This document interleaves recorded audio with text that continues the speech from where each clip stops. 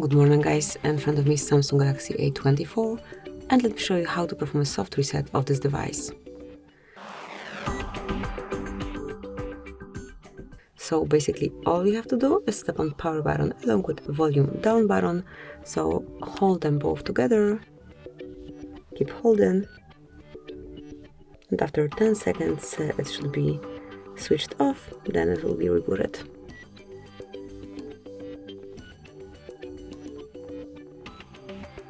And once you see the logo, you can also feel a small vibration. After a few seconds, your device will be ready to use again.